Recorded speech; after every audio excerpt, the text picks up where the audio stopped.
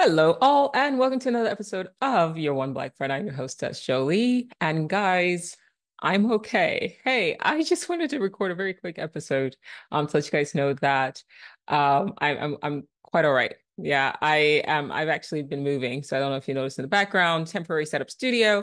So I moved and I lost track of time. I thought that I would be able to do some episodes in between the move and ADHD, time blindness. I looked up and I was like, oh shit.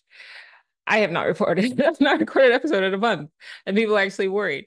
Which it's funny because of the timing, because the last episode I put out was The Gods Must Be Stupid. And I'm sure a lot of people were thinking, like, oh my gosh, like what she said in the previous episode triggered something, and maybe, God punished her or something like that. No, I am well okay. The timing is just bad. And I just lost track of time, but I was in the middle of the move. But considering we have a conversation about death and people wondering if I'm dead, I'm not, I'm alive, at least in this reality. Who knows what happened between now and then? I may have shifted into countless realities where I died and shifted and died and shifted. But in this reality, at least the continuity is still going on. Story of Joe still goes on. I wanted to share with you guys, though, speaking of death, a conversation I had with a friend a few weeks ago while I was traveling. I was back in London. The conversation sort of shifted to Douglas Adams and the Hitchhiker's Guide to the Galaxy. And he said to me, he was like, do you know what the answer to life, the universe, and everything is? And I was like, yeah, it's 42. And then he said, well, do you know where the number 42 came from? And I was like, well, no, it was never actually established. And he was like, well, some people suppose. And I guess the common idea or belief is that the author intended with 42, the meaning, the idea to die. And I said, what do you mean to die or to die? And he said, well, listen, you take a six-sided die, like a dice, yeah, and you add up all the numbers on each side, it comes up to 21. So that's for one die. If you take two die and you put them together, you get the number 42. And so essentially, the idea is that the answer to life, the universe, and everything is 42, is to die. Now, when I heard this, my mind exploded. I was just like, what? Shut the fuck up. Because as you guys may or may not know, I have another podcast. It's a 15 episode anthology called The Dark Oracle's Guide to the Multiverse. And that name, as you can pick up, was based on the Hitchhiker's Guide to the Galaxy, right? So when I was thinking of the name, I was thinking, okay, so this series is going to be about simulation hypothesis, specifically why would a reality like the one we found ourselves in exist? And so if you haven't had a chance to check it out, obviously it's free, it's on Spotify, it's on Apple, it's on Audible, it's everywhere. Check it out. But the premise of that show, of the 15 episode podcast, was that in the future, humanity, our species collectively, will have evolved past the need for work. And we're seeing that happen now, right? So people won't have to work anymore. And we will also have eradicated death and disease. And so we will move to a space where now people do not die. I don't believe people die anyway, but that's besides the point. They realize or figure out a way to make it so that the body does not die, or we, at the very least, can transcend form, transcend physical form. What comes after that? Well, when you no longer have to work, when you no longer have to really exert energy, then how do you spend time? And most specifically, what sort of civilization would create a world like this one, where it is essentially an exercise in limitation specifically of time? And so what I posited on that podcast is that whoever created our world, whatever created our reality, created this world specifically so that it can experience endings and it can experience death. And how do I come to that conclusion? Well, you tend to simulate things that you cannot do, right? So if you're a pilot and you're flying, you have a simulation before you learn how to fly, right? And you practice on the simulation. Well, if this world is a simulation, then what will you be practicing? Well, everywhere you look is endings, and everywhere you look is death. And not only that, when you want something, there is no instant gratification, right? You've got to earn that. It's not like a dream where you go, I want something, and then immediately you get it. It's built in. The limitations of what we want, right? Between desire and outcome, there's always some bullshit in between, and that's programmed in. And so I believe that all of these limitations are actually intrinsically part of the simulation. It is meant to simulate endings and want and desire and the inability to get things as soon as you think about them, which tells me that the civilization that would be in charge or that would have created our world would be was the opposite, right? They're simulating things that they cannot do. So everywhere you look, there's death and there's endings, right? So I made the argument that whatever created us couldn't die and things didn't end. And they understood the true nature of our reality. But this world is set up as an illusion to create a simulation of death and endings and temporary. And it was created by people, by entities, by beings that are everlasting, right? And so I knew this going in. I described this on the podcast. I've described it on this podcast as well about my perception. And it's also in the book. So that's clearly an underlying theme of this individual. It's just a new friend I just made, and they didn't understand like the background of the first, podcast, or they hadn't even read my book or anything like that. They just in the span of conversation, having a coffee shop, you know, convo, this comes up. And my mind just exploded. And I was like, holy shit, that was the key. So I was in a way right. As right as I can be from within this reality, right? Like in a way, right? My supposition, at the very least, of linking the Hitchhiker's Guide to the Galaxy and the Dark Oracle's Guide to the Multiverse with simulation theory and the underlying premise that explains our reality is death, right? And death not being the end, but it's a simulation of death by entities that can't die. Somehow, without knowing, I tied it in with perhaps this underlining understanding or a collective tapping into some of the collective reasoning behind the number 42. To die, to die, to die, to die, to die. I never had a nerdgasm before. I fully had that once I heard that, because it's like, oh my God, seriously, like you have no idea how like impactful. I can't wait to go and sit down and like record and talk to you about it, talk to my listeners about it, because that's just amazing. Because it's like a weird confirmation. Obviously, it's not something that you could, test in a lab or whatever, but it was just a weird sort of confirmation of like indirectly what I sort of knew. And I'm putting new, no in quotes, like who knows anything. Yeah. But I just loved how everything tied together without me realizing it was tying it together. And so it was just a beautiful sort of like envelope, right? Or I don't even know, just tying the ribbon, so to speak. I don't even know what I'm trying to say here, but that just like shattered my mind. To die. What is the answer to life, the universe, and everything? And some of you guys who are big fans of Douglas Adams, I hope you're enjoying this as much as I was enjoying it. To die. That is what we are here for, is to die, but not in the way that we've been programmed to believe about death, in a temporary sort of way, in the way that it's just a simulation, in the way that everybody who's had an out-of-body experience, everybody who has had a near-death experience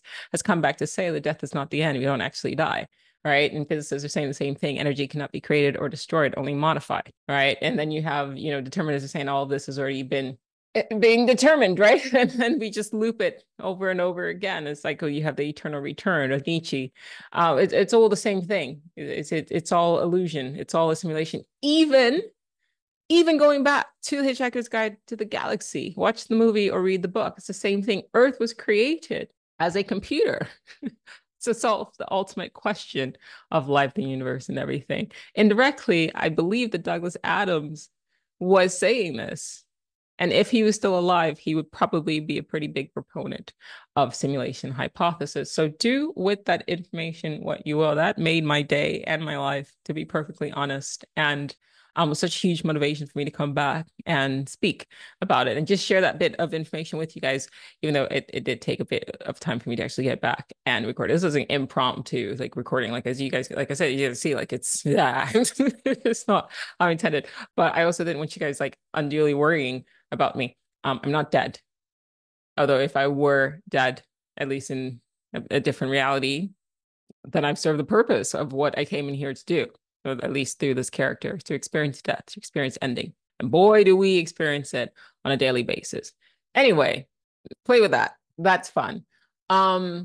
Today I took a picture. Part of the decoration process we're having in the flat is, just you get a new place, you got to figure out how to make things, where to put things. And so I've taken to sort of using ChatGPT to help, right? Because I'm not an interior designer. I have an eye for art, right? But I just need a little bit of guidance. So I took a picture of a shelf and I put like two figurines, a conch shell, like a huge conch shell, a wicker basket. I put it in, I took a picture of it and I uploaded it to ChatGPT and I said, tell me what you see.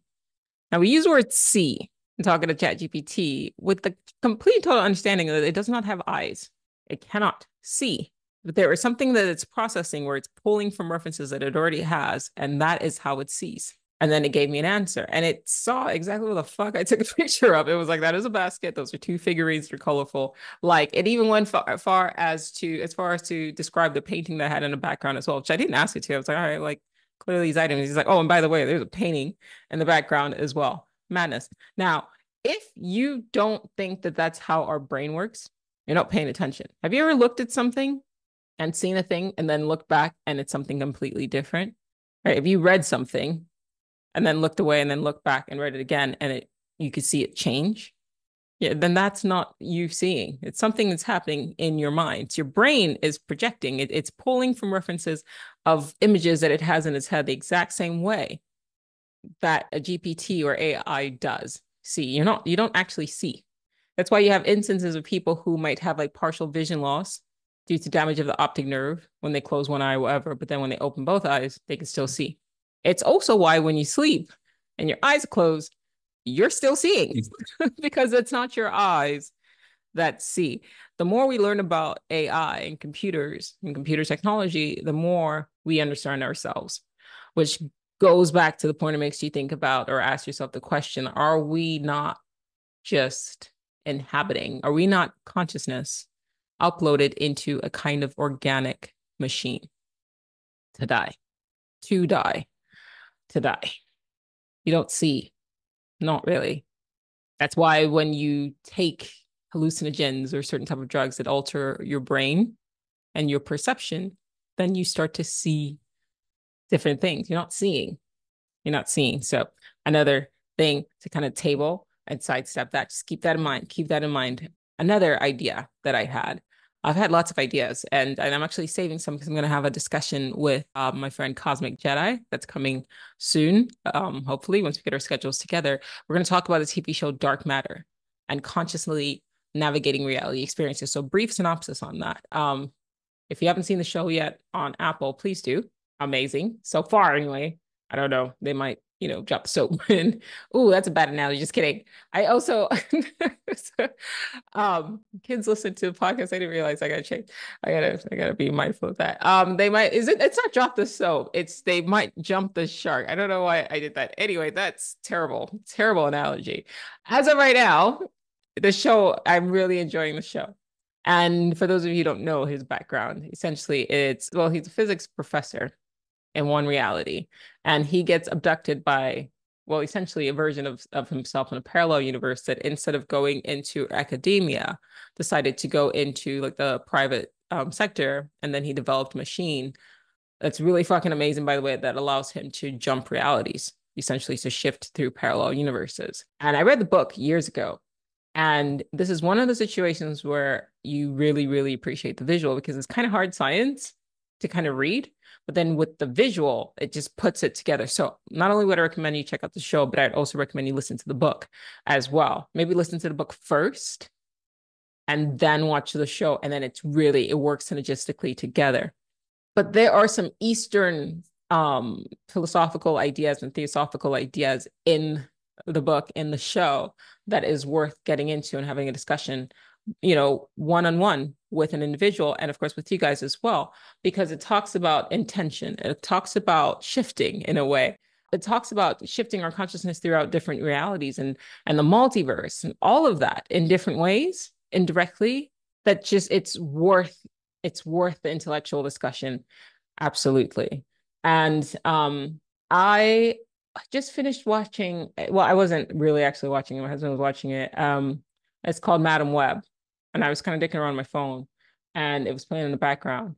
And one of the characters were saying, they kept repeatedly saying, like, we have to change the future. We have to change the future.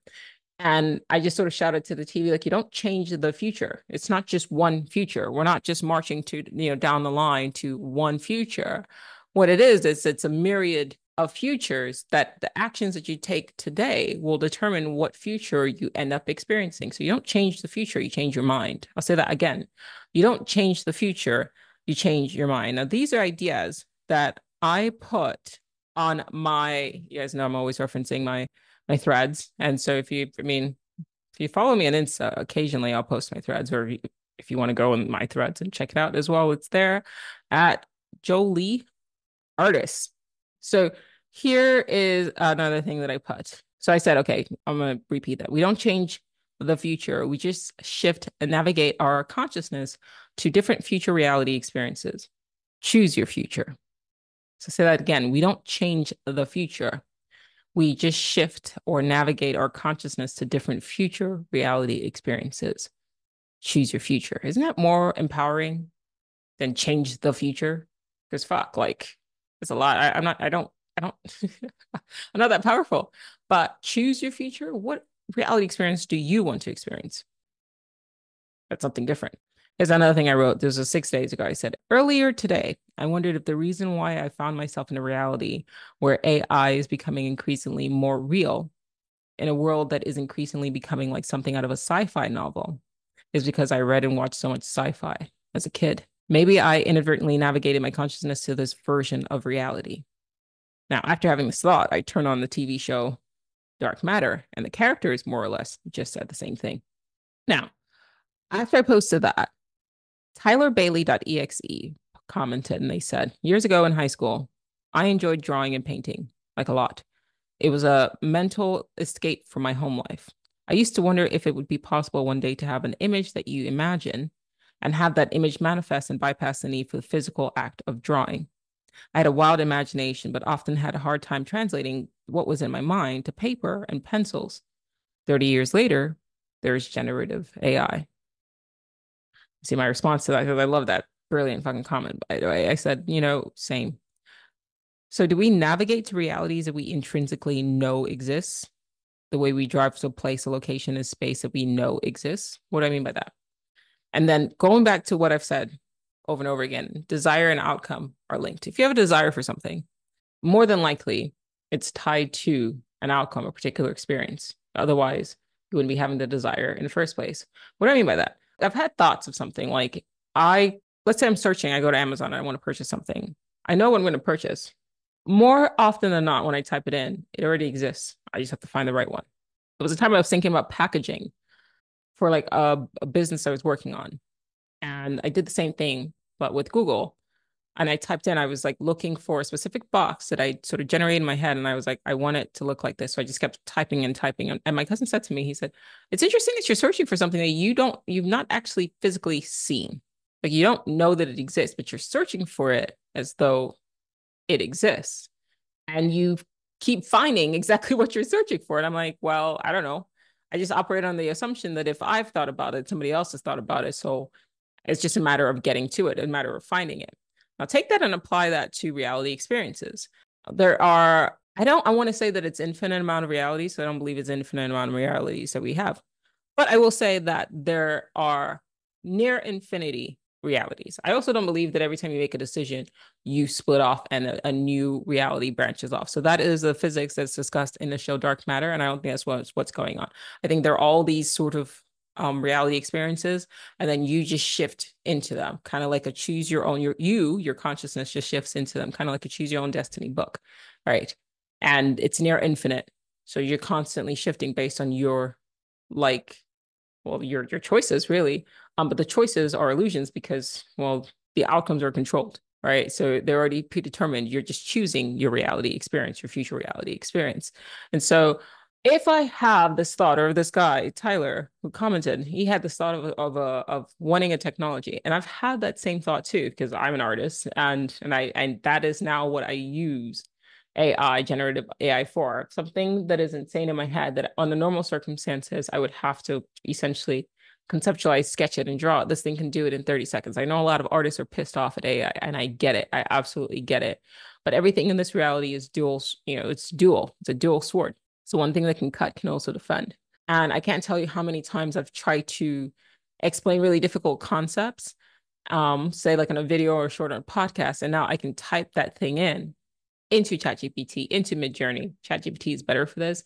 And then it creates a visual that I can then put on a short that makes the ideas that I'm talking about, where I'm talking about, for example, can sound be conscious?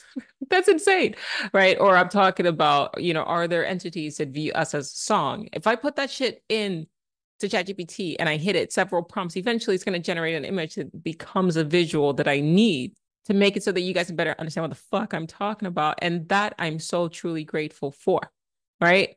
But I believe that's how our reality works, right? It's a sort of amalgamation of things that already exist. I'm not asking it to create something out of nothing. If I'm thinking about it, it exists. There's no such thing as sort of creation. It's just more we're remembering or we're modifying or we're bringing into this reality something that perhaps exists in another reality. I've talked about this on the book. So you're living in a simulation. Guys, there's some parts of it that are hard to to follow. And but I will keep updating the book and come out with different versions of it as I go along. We're still working on the audiobook that's coming as well. So just bear with me. And thank you for those who've already purchased the book. And please, please, please, if you haven't yet, leave a review. That really helps. And if you have any questions that you'd like to discuss with me, feel free to send me a message as well. Let's talk about it. Okay, let's talk about it. But yeah, all realities exist right now simultaneously in potentia as probabilities. The book Dark Matter explores that. The show Dark Matter explores that and gives you excellent visualization. There's probably going to come a time when a writer will put in the ideas of some concept that's difficult to film, and then using that, they can then blend in with reality to make it so that it's a deeper messages can be taken in by viewers. So that is the benefit, that is a plus side of AI. So there's something to keep in mind. But to go back, I too, like Tyler, had thought about, it would be nice to be able to do this. That's a desire. And years later, yes, they took us 30 years, but years later, we have that, which then goes, okay, fuck, like what else is coming? And that's how this reality becomes very addictive, isn't it? I talked about that in a short, right? Maybe we're addicted to, maybe we are in fact fourth dimensional beings incapable of dying, right? Who are addicted to 3D, the way we are three-dimensional beings who are addicted to 2D. What do I mean by 2D? Social media, your screen, your phone, video games, right? 2D, 3D dichotomy. So something to think about. If you have a desire for a particular reality experience, more than likely it's because there's a high probability that you will experience that. Now, I've had people message me and they say, well, I want to experience a reality where you and I are partners.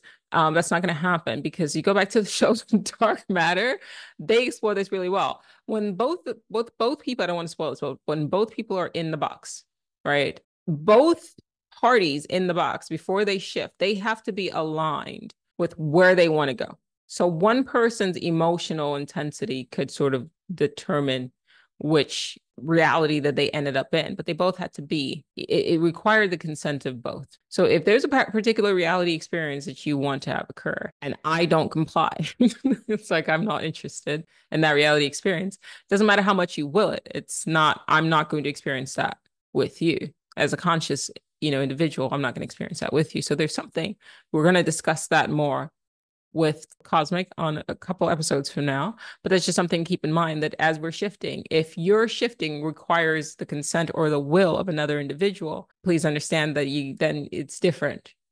Both people have to be aligned. You can't just overpower somebody else just because you want something. Everyone's out here trying to manifest stuff. Like, that's not how manifestation works. You're not creating something out of nothing. It's more about you exploring where you want to go. These reality experiences that you want to have are actual locations in space-time that exist in a space of potentia. And then you have to learn to sort of navigate that with intention, with your will. That's how we start to sort of play with free will a bit. I've said over and over again that we live in a deterministic universe reality and that free will is an illusion. However, that doesn't mean that we're helpless. Because even though we don't create our reality, we can experience different realities based on choices that we make. That's hard, right? It's not free. You have to earn that will. It takes you sort of deviating from status quo, from actions that you would normally take and doing something different. And that's the exercise. It takes you ignoring the bullshit, the noise in the middle, right? Between point A and point B. I've talked about this in the book, right? You ignore the bullshit in the middle. Like, okay, this is what I want. That's what I'm trying to get. I am here now. And then that's what the game does, is starts throwing shit at you. Fuck that, fuck that, fuck that, fuck that. You will get there, right? So you go back and watch the show Dark Matter as they're navigating to realities. They know there's a reality that exists where the guy is from, where Jason is originally from. But his doppelganger, who first came and took him, spoiler, sorry. I mean, it's the first, that's what the show's about. So you can probably find this in the preview, so it's fine. Before he got to the reality where he kidnapped the protagonist, the Jason, the main character of the story, he had to hold that in his head that there existed a reality where this life experience, he has this life experience. He had to hold that in his head, right? As opposed to the main character is trying to go back to a reality that he came from. I think the stronger character is the villain in the story, and I put villain in quotes because he'd never been to reality. He just had to know that no matter what, if he opens up a door and it takes him to like a world where the sun is exploded, he just had to keep going, keep going, keep going until he got to the reality that he was trying to get to. Honestly, one of the best shows I've seen so far. Even if it gets shitty after this, look, at least the first 4 or 5 episodes are fucking amazing and great for visualization of not manifestation, but shifting through realities, an exertion of will. You could take that same approach and apply it to our day-to-day lives. How do you get to where you're going? Fuck hope. Choose your future. You don't hope, you know, because I've always said, you guys heard me say this time and time again, there's a reason why hope is in Pandora's box of evil. And the analogy I've used is like, if you're watching Game of Thrones, you can hope that Ned Stark isn't going to get his head cut off, but more than likely he will. Now, there's going to come a time when, like Bandersnatch, you're going to have multiple outcomes. And so using AI, they will be able to take different actors in different scenes and integrate them. And as you're watching, there's a pop-up. And maybe this time you're not just a viewer anymore. Now you're playing as Ned Stark. And now you get to make that choice. Do you go, okay, I'm going to try to do the right thing. And then that's the path. And yes, at the end of that path of you trying to do the right thing, your head gets chopped off by Joffrey. But then there's another path. Do you break from your programming of Ned Stark and go, okay, you know what, fuck that. Like, I'm not actually going to go down. Like, I won't do what I would normally do in the situation, which is I got to do the quote unquote right thing.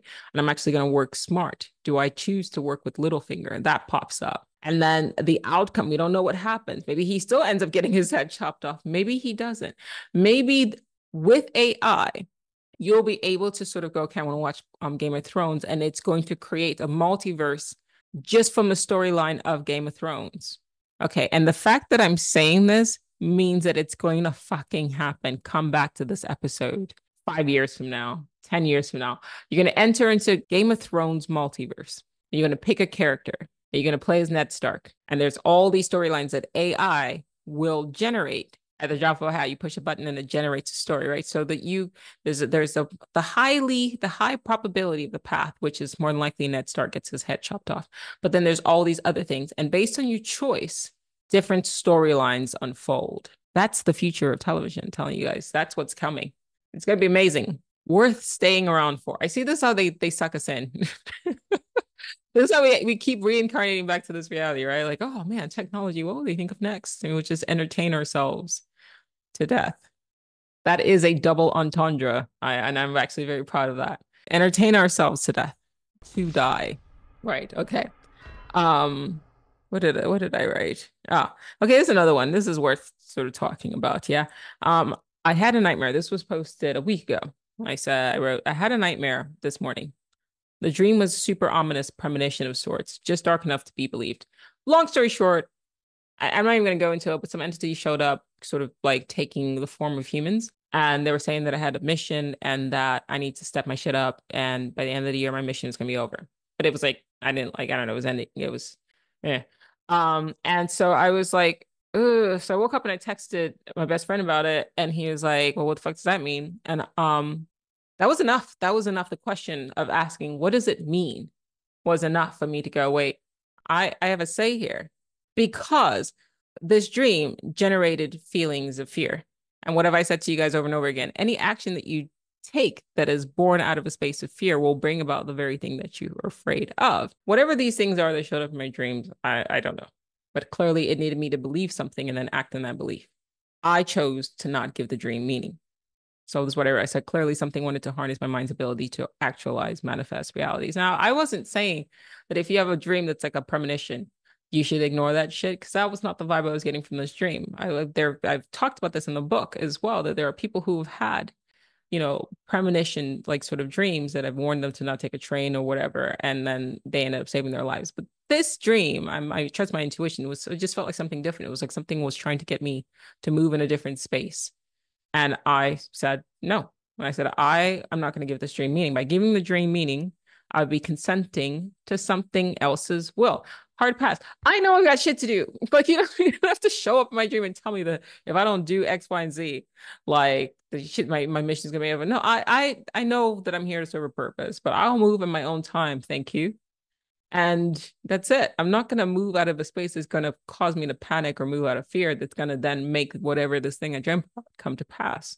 I didn't need the dream. Trust me. I'm a workaholic. I'm a perfectionist. I don't need something to tell me to get my shit together and work. I'm constantly working. I think this is the first time since the podcast came out. The podcast started, 2017, 2018. This is the first time I've actually taken like a month off. I got content.